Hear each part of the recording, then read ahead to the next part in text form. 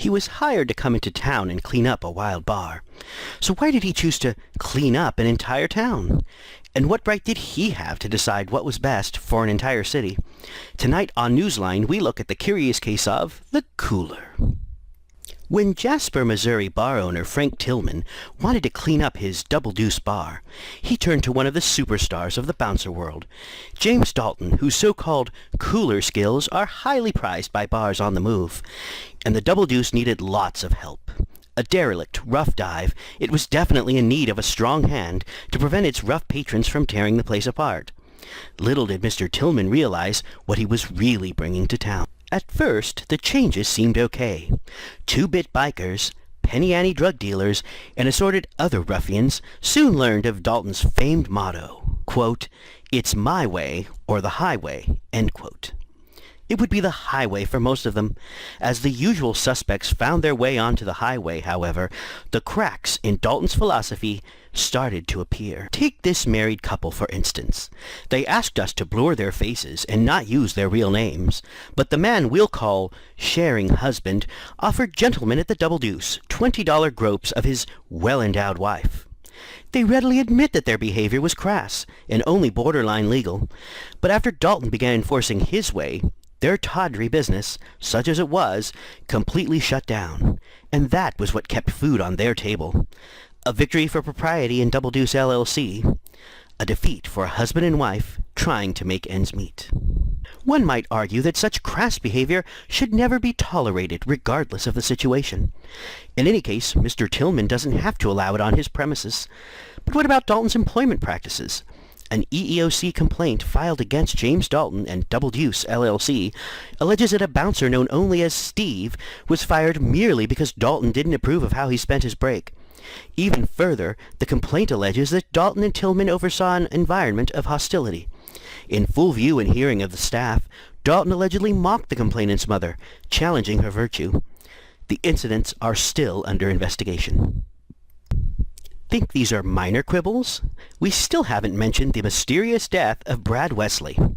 Mr. Wesley was a Korean War veteran who decided to settle in Jasper, Missouri upon his return to the United States. When he arrived in town, it was ridiculously small with few amenities. Due to his vision and persuasion, Jasper soon found itself attracting an amazing cavalcade of businesses. There was the mall, the 7-Eleven, the photomat. A who's who of businesses were knocking on the town's door, including even retail giant J.C. Penney. It was all happening for Jasper, Missouri, and it was all because of Brad Wesley. That is, until James Dalton came to town. Details are few and far between. The only witnesses refused to say anything to the police or Newsline, but we do know that Dalton apparently paid Mr. Wesley a visit, and Mr. Wesley didn't live to tell the tale. Mr. Tillman and a who's who of local business owners were there, but they're not talking. One of Mr. Wesley's employees was there too, and he's not saying a thing either. Were they paid off, or were they frightened into submission? Some people have tried to smear Mr. Wesley in death. They say he was running a collection racket. He wasn't very nice, and he frightened cows. Maybe so, but the truth is, most of the violence now attributed to Mr. Wesley began after Dalton came to town. Coincidence? In any case, that JCPenney that was coming to town? Cancelled. Mr. Wesley's fun parties? No longer thrown. His assistants and employees? Now unemployed. They can't even find employment these days, since vicious rumors of them being Mr. Wesley's quote-unquote henchmen now fly through town. Sure, some of Mr. Wesley's employees were a bit rough around the edges. One even boasted of engaging in sexual acts while incarcerated. That employee later turned up dead. It seems Mr. Wesley's organization learned the hard way what, quote-unquote, the highway is in Dalton's world. These days, Jasper has a mall without a JCPenney, a project cancelled not long after Mr. Wesley's demise. The Double Deuce Bar is doing better than ever, however. The hapless police force in Jasper has all but closed the books on Mr. Wesley's death, primarily due to lack of evidence. Neither Dalton nor Tillman have made any statements about the incident, and they refuse to talk to Newsline. Dalton has come under suspicion before. It was alleged that he had killed a man over a woman, tearing his throat out in a fashion similar to how one of Mr. Wesley's employees was mysteriously killed. In both cases, no charges were sought. Whether that was due to a lack of evidence or police malfeasance is unknown. In the end, the Double Deuce ended up looking nice both inside and out.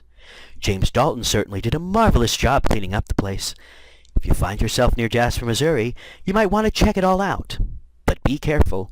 If your way isn't Dalton's way, he might just show you the highway. And that would be a frightening prospect indeed. This has been a video from Ralphland Productions. When on the internet, visit Ralphland at www.ralphland.com.